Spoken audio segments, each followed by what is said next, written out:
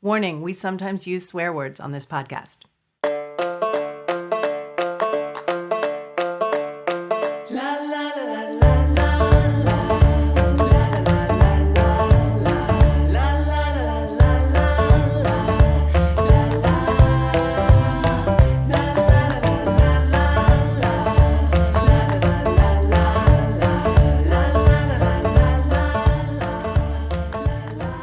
This is On Cue. Welcome to the podcast. It's episode 3. I'm Liz. I'm a music supervisor. And I'm Trish. I'm a film director. And today we are having our first guest ever on Cue podcast. Woohoo! She is one of my dearest friends in the whole world. She was like our safe blanket, like security blanket of a guest, because we knew that we would have a great time and that it would be really fun, and that as amateur interviewers and podcast hosts, we would feel okay. Yes. And you could piss on me and then throw me in the washing machine. Right. So with no further ado, I'd like to introduce our security blanket covered in piss, Jenny Oppenheimer. Totally washable. Welcome. Thank you. Thanks for having me. Yeah, thanks for joining coming us. and joining us. So Jenny, let's talk about you. You are a woman of many skills and talents, many interests and possibilities. Why don't you tell us a little bit about yourself, what you do for a living, and how you got started? So I have been in the music industry since the early 90s. I think my first job was with our mutual friend, Howard Parr, who is a music supervisor. Yeah, lovely At the Howard. time, he was a publicist. So I worked with him and then went into management, went into product management, marketing, and eventually live event marketing for the last 14 years. Wow. Now, you have also music supervised movies. I did. I music supervised a movie in 1998 that premiered at the Sundance Institute, and had to beg and borrow. We had very little money, if none, but at the time I was managing. And so we had a lot of friends and built a soundtrack that way. What was the name of this movie? It is called River Red, and it has Michael Kelly and Tom Everett Scott in it, two people that I still keep in touch with, which is nice. Love it. And it was a good movie. What songs did you use? Anything you want to shout out? I honestly couldn't tell you. I really don't remember. Isn't that terrible? I know that we used some Cracker syncs, some Counting Crows syncs, Mark Linkus from Sparkle Horse. We had some Sparkle Horse stuff. But I just don't remember. It's terrible. But I don't remember anything. Trish can tell you I have the worst memory. Like the fact that I recognize my children on a day-to-day basis is a miracle. You and me both, Jenny. But also, that was a lifetime ago. I mean, you've done so much since then. Yeah, somebody once was asking me about my career, and I sort of laughed and realized it's just a series of jobs, and I never said no to anything, and then became a career, which I think is wild. I feel, even though I'm old, I'm too young to have a career. I think a lot of us feel that way. It's just a bunch of stumbling into a bunch of accidents that turns into a career of sorts. Yeah. Yeah, I feel like I stumbled into my career. Same. It's all a bit, it feels very lucky. Oh, I think we're all really lucky. I have a Post-it note that I put on my computer, and it helps on days that are really shitty, because there's a lot of those, that say thousands of people would kill for your job. And I have to remember that because work is work. And sometimes I'm not digging a ditch and I'm not being screamed at, but I'm still working till 10:30 most nights. I scream at you. Yeah, but it's more like, girl, give me that. Give me that cocktail. You want another cocktail? Who wants pizza? It's the good kind of screaming I like. So, Jenny, Yes. what has been your favorite thing about being involved in the music industry? I think for me, especially the last 14 years being on the live side of it, I really like the collaborative nature of putting a venue together, putting a show together. It feels like the best part of theater. And I really sort of enjoy that. I don't mind the long hours. I like when we all work together. I like a group of people who don't say that's not my job. But I also like a group of people who aren't interested in pawning their job off on somebody else. So I think it's the kind of collaborative thing. You told me once when you were going away on location that being on a film set is like camp. It is. It's like summer camp. Yeah. And you have these deep connections for that summer, and nobody gets the jokes. Nobody really understands the feeling until you're all in it together. And I think that's what live events are. That's awesome. So is there a favorite venue, favorite band, favorite like festival? I mean, what are some of your all-time favorites? Experiences? Yeah, in that live event space. I definitely have favorite venues or cities. Right now, I'm working a lot in Oklahoma City. And Oklahoma City is a beautiful little sapphire jewel in a sea of vampire blood. Not Got great, it. yeah. I mean, you know what I mean. Know what you mean. And I have 4 venues there. The team is great. We're working really hard. We're about to open a season at a 10,000 cap outdoor amphitheater. It's really run and gun. Everybody is pulling together, and I love it. It makes such a big difference, doesn't it? To get up every day and be happy to Zoom and speak with people that you want to speak with. It's almost the only thing I care about with work anymore. I love a good script, sure. I love like beautiful photography, sure. And beautiful people and talent of all sorts. But the most important thing is the people that you're going to work with. Yeah. And even if you guys churn out a pile of shit, if you had a great time doing it and learned something, makes all the difference. yeah, then it was worth it. Yeah. So Jenny, we're going to do this thing with all of our guests. You're the first one to take this for a spin. We're going to ask you a couple questions. First of all, guilty pleasure song. Missing You by John Waite. I love that song. That's a fucking fabulous song. It's so good. That's a tune. That is a tune. Yeah, a tune. that is a Yes. well-crafted, that is a well-crafted song. Yeah.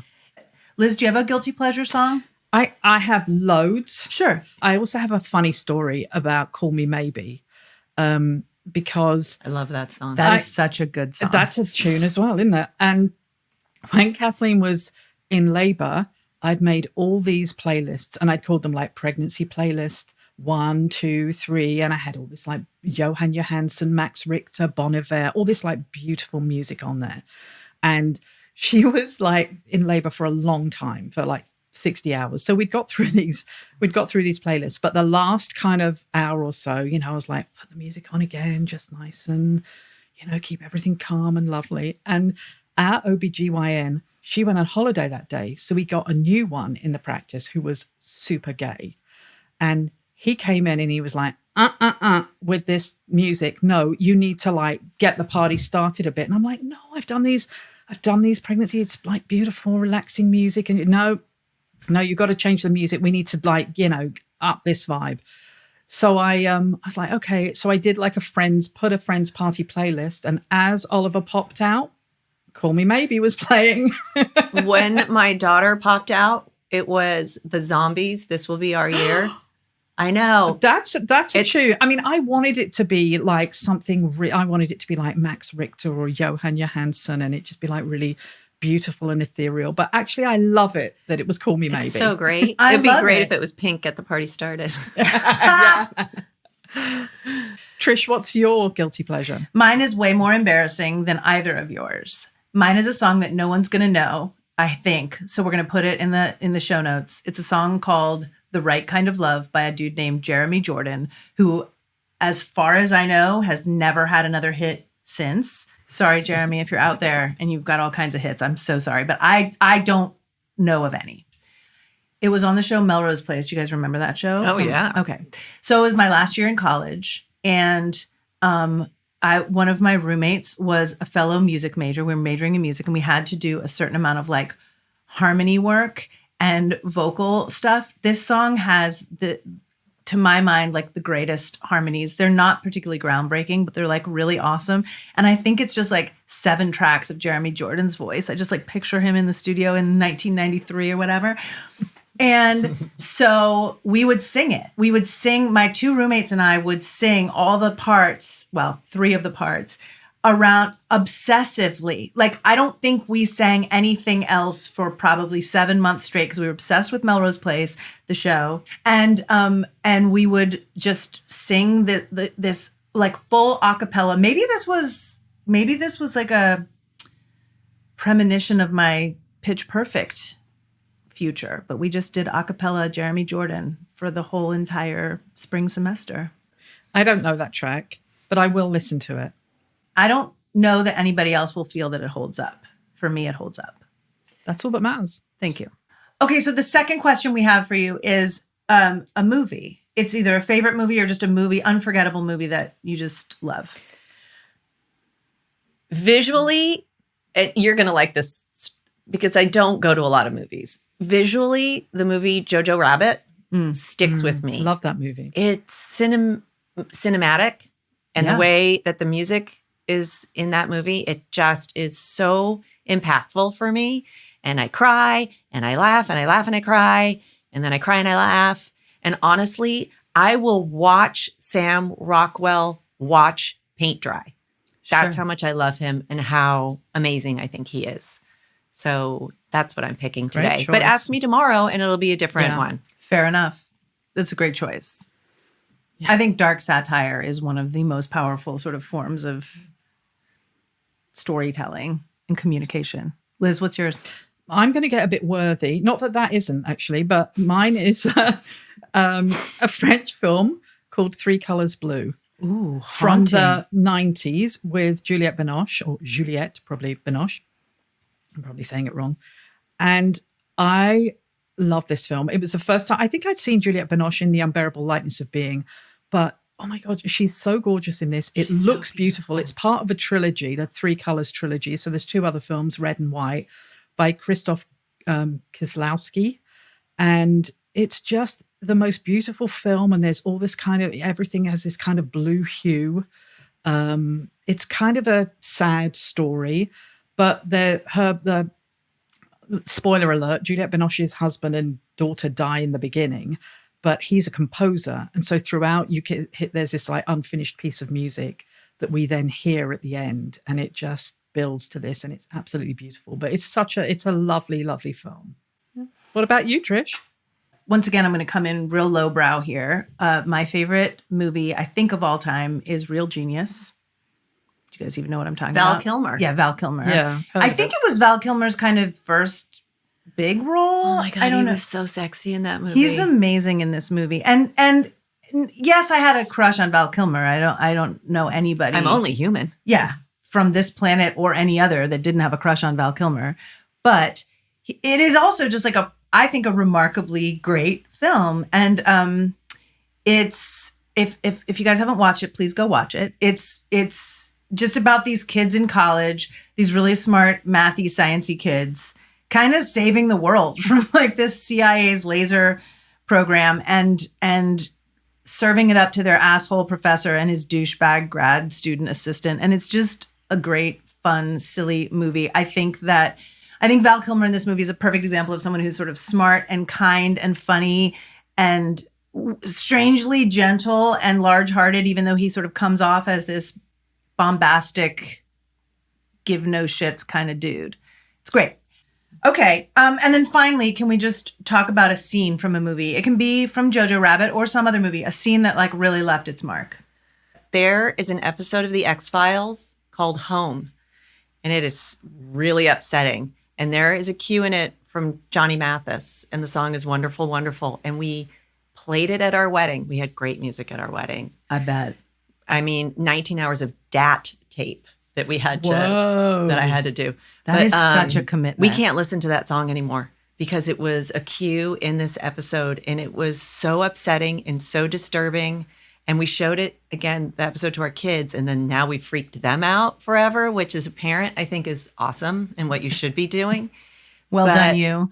It's an episode called Home of The X-Files, and the cue is Wonderful, Wonderful, and it has ruined that song forever. Is it like a Steelers wheel moment in Reservoir Dogs where this really sweet song is playing and then horrendous imagery? Absolutely. Absolutely. And whoever the makeup artist is, the special effects makeup artist on this episode, if that person didn't win an Emmy, should have. It's so upsetting. So everybody should go watch it. Okay, I'm going to check that out.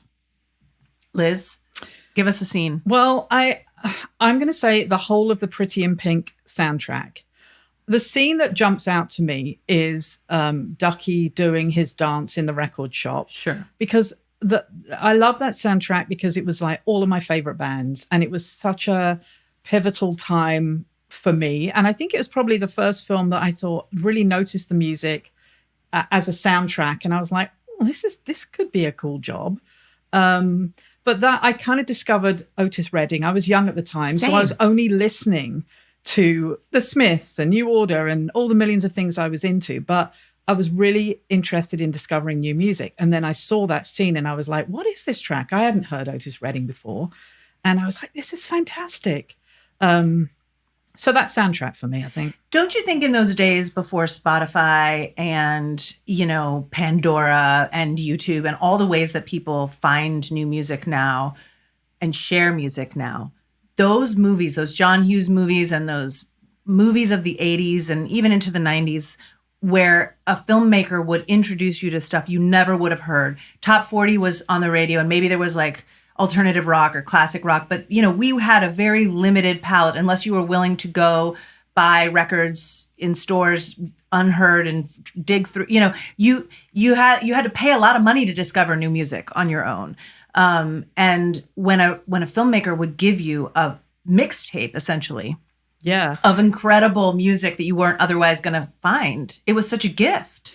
I know, and he did that so well, and it was great to hear so many British bands on his soundtrack. Always, he like Echo and the Bunnymen, and I don't know, Psychedelic Furs and the Smiths. I mean, I was a massive Smiths fan, so to see a Smiths track in there was just like, oh my gosh, this is amazing. I just fell in love with the film. And from a live event side, the Psychedelic Furs are still touring. And when they play anything from the Pretty in Pink soundtrack, it is everybody is on their feet. The audience is Gen X, so our age. Yeah. Our people. People. And Richard Butler might not get too many likes from me. He might not like me saying this, but I think their career has extended because of that sync and that soundtrack. Yeah. And they're great live. Go see them. They're great live. I saw them in the 80s. I haven't seen them since the 80s. They're still doing great. They? Yeah. Worth it. There's a couple who aren't. I'll tell you who not to go see. You can tell me after. Yeah, for sure. Trish, what's yours? The one that's standing out to me right now is a scene from Strictly Ballroom, the Baz Luhrmann movie, 1995, maybe 94, 93. I don't know, mid-90s. It is such a fabulous movie, visually, story-wise, comedy-wise, color, dance, music-wise. It's just a great film, I think. It also launched my entire ballroom dance career. I don't know who knows or doesn't know this, but I spent like 10, 15, 20 years of my life as a professional ballroom dancer. Not unlike the ridiculousness of that movie. Like people say, oh, it's some kind of satire parody. Like, well, it kind of looks like that to be a ballroom dancer. You wear banana yellow dresses made out of feathers. You have teal colored fingernails that are, 7 inches long. You wear sparkly makeup and your hair is 15 feet high. Like this is and you do stress out about whether the steps are regulation and whether you're following the rules and who's dancing with who. I mean, it was really, but at the time I didn't know anything about that world. I was a dancer coming from ballet and modern dance. It launched my whole like wild ride of a career as a ballroom dancer.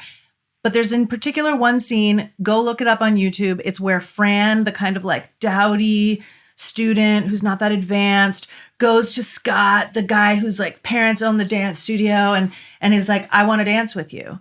And he basically is like, hell no. And she's really persistent. But the best thing about it is like she kind of calls him to the carpet. She calls him a bunch of like really good insults, one of which is a gutless wonder.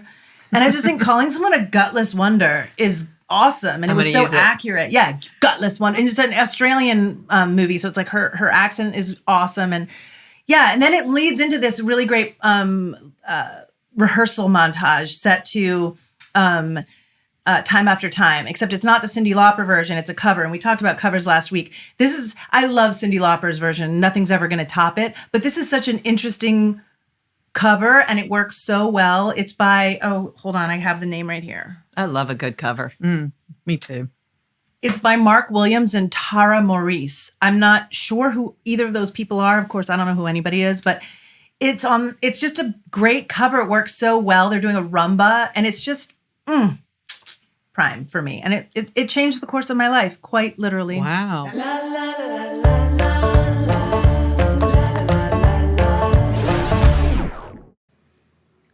Ladies, I've made another cocktail. Thank you. This one is in honor of my favorite movie, Real Genius. Now, at the end of this movie, dare I spoil it for people who haven't seen it yet after 30 years, but there's a very big ending that involves turning an entire house into like a Jiffy Pop popcorn situation. It's very sciencey and very triumphant. So I call this drink the Jiffy Pop. Okay. Cheers. Cheers. It would be great if it had like a little foil shower cappy kind of thing that we could put on top. It should have a foil shower cap.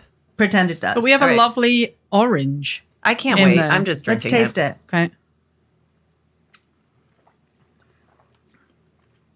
Another Ooh. weird one. Packs a punch. Oh, yeah. It's quite spirit forward. Very. I will put a recipe for this, our original cocktail, in the show notes, but I'm also going to put a mocktail version that I invented that it kind of packs the same flavor punch. This is spicy Yeah, I like and that. kick. mezcal-y. So what is a Jiffy Pop? Because I don't think we have them in the UK. You don't have Jiffy Pop? No. Oh, it was my favorite as a kid. Oh, you guys were missing out over there. It had so much excitement. I don't know when the Jiffy Pop was invented. Part of me wants to say like the 50s. I have no idea. But in our childhood, it was like stovetop popcorn. So all the kernels would be in this like foil pan, covered, sealed with... Sealed with foil. It had a handle. You would put it on the stove top and you would turn the stove on. It was marketed for children who shouldn't be using a stove, which was great. Those were the days Yeah. when children were using stoves. So you Right. didn't need a pan. No, No, it was it all in one. Self-contained popcorn. You didn't need any equipment. You didn't need any oil. You didn't need jack shit. You just put this thing on. You could do it at a campsite over a fire. I mean, I wouldn't, but you should. And would. it would sizzle. And that was like the excitement starting. And you'd have to shake it, shake Yeah, it, shake you it, shake shake so it, they shake it. don't And your burn to the arm bottom. hurt. Oh my God, it was the And worst. then when it starts popping, the foil is wrapped in a way so that it ends up looking like one of those old-fashioned hairdryer things that you would put on. Oh my God. just it was the best. huge. It just would expand and expand and It expand. was fucking exciting. Oh, beyond Can you get exciting. it? Can you get it now? Yes, you can. I'm gonna. Yeah, the market down the road My sells it. son Oliver, who is 8, is gonna love this. We're gonna do this tomorrow night. I have teenagers, They love it. late teenagers, who love it. Yeah. I mean, Jiffy Pop. If you're not into this, guys, get on the train. yeah. Oh, I am into it. Both the cocktail and the actual This thing. cocktail's nice. I'll tell you, the first Has it got sip- tequila in it? Yeah, so what's in this is tequila, mezcal, Oh, a liqueur called Nixta, which is a corn-flavored liqueur. It's like almost, when you sniff it, it almost smells like cornflakes or frosted flakes. It's a Wow. real yeah, interesting corn flavor. chippy. It's got a corn chippy It's got a situation. corn chippy situation, and that's where the Jiffy Pop comes into this cocktail. It's also got Almatepa, which is some kind of spicy chili liqueur. It's right here. It's hitting me right Yeah, here. I know. I gets in like there. that. I like that kick. Yeah, and then a little bit of lime juice. Nice. I gotta say, the first sip was a little punchy and a little forward, but I'm telling you, this 5th, 6th, and 7th one, it's going down nice. Going down smooth. Yeah.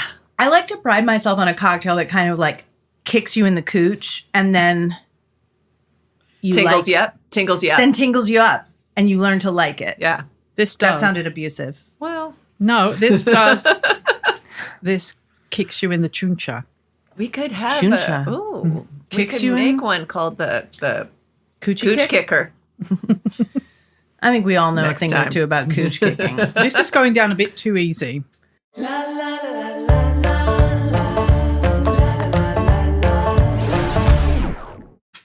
Okay, so now that we have our cocktails, Jenny, would you play a little game with us? Yeah. So we're going to call this game Theme Songs for Jenny. Yeah. Because I feel like of all the people I've ever met in my whole entire life, you know more about music and TV than anybody I've ever known. We are in your wheelhouse right now. So what I'm going to do is I'm going to give you a multiple choice question on who performed the theme song to a given TV show. We cannot put these songs in the podcast, but we can put them in the playlist. So go hear some real bangers in our TV theme song playlist for this week. I will say TV theme songs from the 70s and 80s was a glorious time where they then would show up on radio. Yeah. It was amazing. Yeah. Doesn't really happen now. No. Now listen, Jenny, I need Yes. you to not overthink this. We're going to Okay. go real quick. It's going to be like a lightning round. Ready? Okay, yeah. Starting with one that I know is one of our favorites, Love Boat. Jack Jones. Yeah. Shit. Got it. Who burned in a fire? Sorry. Did that he? was dark. Did he? Yeah. I didn't Wow. know that. Yeah, he died in a fire, cigarette. And he was married to Shirley Jones. He was married 6 times. From the Partridge Family. David Cassidy. No, that's Jack Cassidy. Never mind. You guys. Okay, but he was married 6 times. Okay. Also, did you guys know on the Love Boat that they shot on a real ship? Princess Cruise. Yeah, but people had to pay to be on it as extras. They had to pay between $3,000 and $9,000, and this is in like 70s dollars No. to be on the ship while they were shooting. Yeah. Yeah, I have some Also- good trivia about the Love Boat. I'll give you you later. do. Like Fred Grandy, who plays Gopher, was a congressman. Congressman, Republican congressman from Iowa. Isn't or that one of the wild? Dakotas or some sort of No, you're state. right. Iowa. How do you Crikey. fucking know this stuff? I had to do all this goddamn research. Second one, Yes. Greatest American Hero. The theme song was called Believe It or Not. It was a big radio hit. Which one is it? A, Joey Scarberry. B, Keith Marshall. No. C, Gary Anderson. D, Terry Jacks. Oh, shit. I don't know. I'm going with A, Joey Scarberry. You're right. She got it. She got Did it. I really? Yeah. Yeah. Now, you guys, that I sounds like wanna- a rock and roll name. You were right. I tried to Yeah. find names that all kind of sounded just like Yeah. dudes. That's a rock and roll name. Now, listen. yeah. This is an interesting thing that I found out when I was researching this. So the theme song was actually repurposed from another show, which you're going to know something about. Richie Krockelman, Private Eye, which spun off to become the Rockford Files. The Rockford Files is an amazing show. right. And call back to our friend Howard Parr. He is a big Rockford Files fan. And I think he said the reason why he first moved out to Malibu, and I could be making this up, was because of Jim Rockford. So the music is by Mike Post. One of the more prolific 1970s, early 80s TV composers Yeah. and maybe composers, and does so much stuff. I didn't think he did Quincy. Wow. I have to look that up. Taxi. Taxi. Okay. Great theme song. Okay, next one. Baywatch. The theme song is called I'm Always Here. Was it performed by Michael Cimbello? B, John Parr? C, Jimmy Jameson? Or D, Bruce Willis? Oh, I'm going Bruce Willis. I'm just going to do He something did weird. have that one big He hit had song. that one hit Yeah. song Under off the of- boardwalk. Yeah, like during the moonlighting years. That's right. Yeah.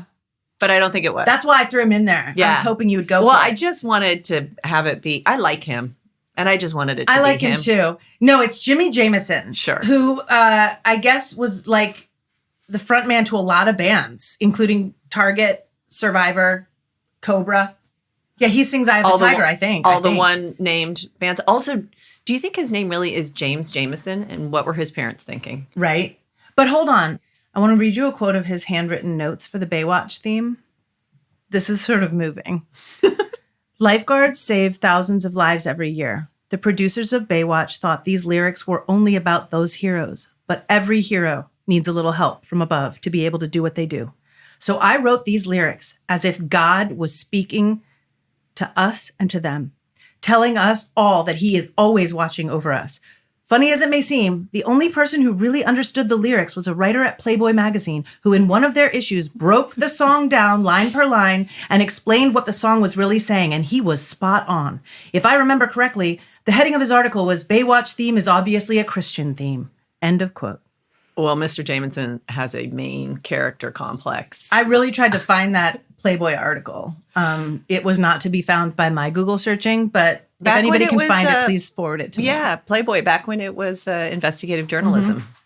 Hard hitting. Okay, next one. Oh, gosh. Okay. Silver Spoons. The theme song, of course, is called Together. Right. It's very hard not to sing it right now. I remember it. Was it performed by Leo Sayer, Ron Dante, Chris Rea, or John Prine? I'm looking in your eyes like maybe you're giving me a secret hint. I don't even know this show either. I don't know any of these shows. It was Ricky Schroeder, who doesn't want to be called Ricky anymore. He wants to be called Rick. Schroeder. Yeah. It was like this rich guy. And Jason Bateman. He goes to live with his uncle. Well, actually, yeah, Jason Bateman was on there and got booted off because he was upstaging Ricky Schroeder. Right. And then went on to do his own thing with the Hogan family. This is when they family. were like 12. I'm going to go with Chris Rea. Close. Well, I don't know if it was close. It's Ron Dante. Ooh. Now, that guy was the lead singer of that fictional band, the Archies, like that comic book. Yeah. Sugar. Oh. Yeah. Yeah. Yeah. He actually worked a lot with Barry Manilow. I think he produced a lot of Barry Manilow stuff. Fantastic. I'm a fan of Low. I thought I was better at this. Ready? Yeah. Scrubs. Song is called Superman. Yeah. Okay. Is it A, Laszlo Bane? Yes. Yes. Yes, it just is. She knew that one. It just is. Yeah. It became a radio hit, and they toured on that for a while. Exactly. That was a big hit for them. Yeah. It was the hit for them. It was the hit for them. Do you know who pitched that song for the show? No. Zach Braff. Oh, good for him. Yeah. He was I like, guys, him. we should use this song. And then I think he ended up being a producer on the show. I think so. Yeah. Yeah, I like him. And Chad Fisher was in that band, Laszlo Bane. And Chad Fisher was the composer on Garden State that Zach Braff directed. Is that right? That's right. Tiny World. Okay, next one. Gilmore Girls. Okay. Yeah. Where You Lead. Was it A, performed by Carla Bonoff? B, Carole King? Yes. Right. Sorry. Now, did she do it alone? No, she did with her daughter. That's right. She re-recorded it with her daughter. We watch a lot of Gilmore Girls in my house because my daughter loves it. Yeah. It's a good mommy-daughter watching show. Yeah, we don't watch it together. We're not that. But did you know Barbra Streisand, of course, well, I say of course, but I didn't know this. It was a top 40 hit for her. She covered it. Really? In 1971. I didn't know that. I didn't know that. Mm-hmm. Well, look, I could be wrong. That's what my research said. Okay, so our last one. Yeah. This is the final one, Jenny. All or Nothing. Mm-hmm. Sanford and Son. The song is called Street Beater. Mm-hmm. A. I know that. Okay, I know you know that. Is it performed by A, Bootsy Collins? No, it is not. B, Quincy Jones? Yes, it is. Yes. Sorry. Of course it is. Do you know how many nominations for Grammy Awards Quincy Jones has? He is nominated for 80 Grammy Awards. No. Yeah, and he's won 28 of them from my records. Amazing. Anyway, that's enough. I think that's enough. Well, he never learned to drive a car, which I think is interesting. Quincy? Yeah, Quincy Jones never learned to drive a car. Did you know that? No. Apparently he was in like a terrible car wreck when he was 14 and then he never drove. I feel like I read that he may or may not have dated Ivana Trump, and I think he might have claimed it. Do you know who he did date? Remember when he was dating Natasha Kinski? Oh, yeah. Really? Yeah, didn't they get married? I think they might have been married. They might have been married. And Peggy Lipton. Yeah. Yeah. He likes a Mod Squad hot girl.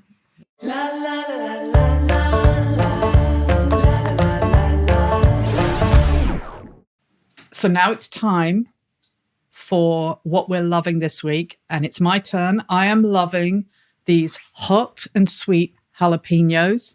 Or jalapenos. I don't know. We don't really have that in the UK. I discovered them about 6 weeks ago. They're from Trader Joe's. They are absolute deliciousness. I made a sandwich the other day, and all I wanted was these in my sandwich. So I just put turkey in, and probably about 15 of these. It was the most delicious sandwich. That's all that was in my sandwich, just turkey and these hot and sweet. I mean, it almost girls. sounds like the sandwich was just a delivery device for It the was. jalapenos. I couldn't just go in the kitchen and just eat 25 of these. Well, Couldn't I did. you? We came back. We were traveling. We came back at the weekend. I was starving. There was nothing in the fridge. I thought, I know. There's always these in the fridge. You did eat them straight out. So I probably had about 8 or 10 of them. And I'm just, I just put them back in the fridge. I was talking to Kathleen, and I think I was like jalapeno breathing all over her. And she was like, have you just had one of those straight out the jar. I was like, I haven't had one. I've had about 10. I'm just adding these. I just love them so much. So But at that point, you were raw dogging them and just breathing jalapeno breath all over your spouse. And yeah. Straight out of the jar. Out of the jar. And that's what you guys are going to do now, but you're going to have to finger out of the jar if you don't mind. No, not my first Jenny's time fingering. no stranger to fingering. I think we have to make it clear. That was such a rollicking endorsement of this product. I think we should make it clear. Nobody paid us to say that. No. This is actually like legitimately what you are weirdly obsessed with. These are good. I'm going to have a taste. Jenny, what do you think? Come on. I mean, I love it. It's staying with me, which I like. Yeah. And save the juice because it's good for cocktails.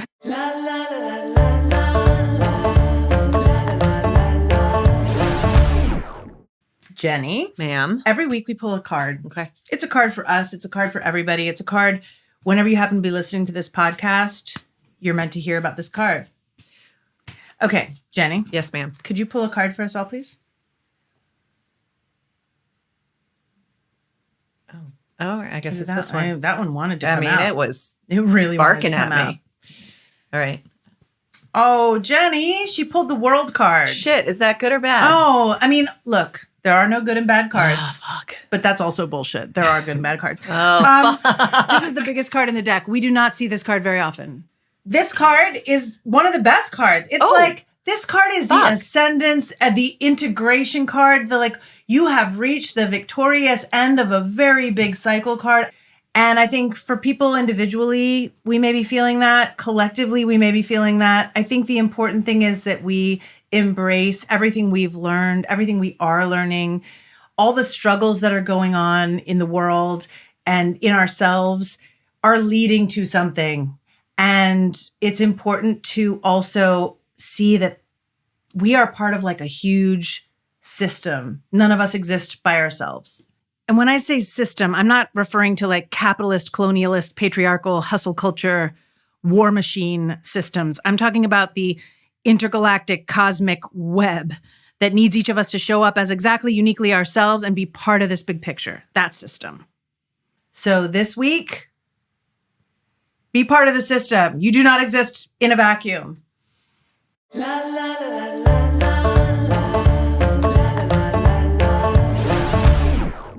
Liz, it's time for the record of the week. What you got? I've got a track by Karen. I think you say Karin. Karin. I think you rolled your R, but I didn't do it very well. It's called Anthem for Those Who Know. It was my first record of the week in January this year. She has an EP out now. This isn't on it, but I love this song so much I wanted to play it. She's signed to Mute Records. It's co-produced by Hudson Mohawk, and her first release in 4 years. And this is what Karin says about it. She says, it's about standing up with the magnitude of peace in the face of violence of any kind. This was my own personal protest song for the last few years for myself and for my life. I got to thank Caitlin at Bank Robber, Simon Ballard, and David McGuinness at Mute Records for letting us use it. What a beautiful message. That and the world card. Guys, let's just go out this week and remember that we are all in this together. And cheers. We'll see you next Tuesday. We'll see you next Tuesday. Oh, I love that. On Cue. Yeah. On Cue. We can't play the full track here on YouTube, but you can find a link to the song in the video description below. We love to get your questions or comments, so drop us a line at hello@oncuepodcast.com. On Cue is produced and edited by Walter Sie, and the theme song is Ends of the Earth by Simon Stedman and Titi McGruber.